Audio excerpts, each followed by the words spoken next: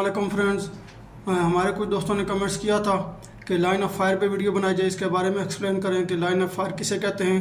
तो basically line of fire जो है ना, ये एक आर्मी में यूज़ होती है। लाइन ऑफ फायर मतलब कि जहाँ पे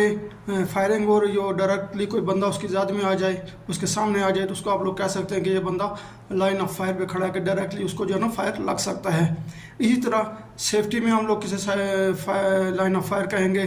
कि डायरेक्टली आप में से कोई जो है ना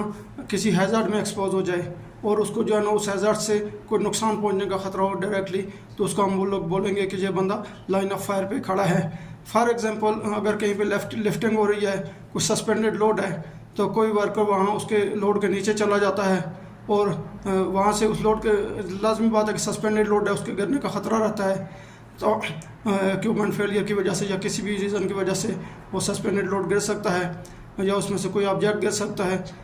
तो मतलब कि और उसको नुकसान पहुंचा सकता है, उसको इंजरी हो सकती है, उसकी डेथ हो सकती है और उसको कोई जो ना सीरियस किस्म का जो ना मसला हो सकता है, तो उसको हम लोग बोलेंगे ये बंदा जो है ना लाइन ऑफ फायर पे खड़ा है।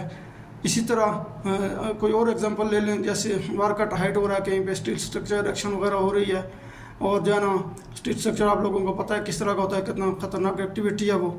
उस पर कोई बंदा चला जाता है, कोई वर्कर चला जाता है without any access, without any platform, without any fall protection, without any fall prevention. उसका कोई प्लेटफॉर्म नहीं है, कोई एक्सेस नहीं है उसका,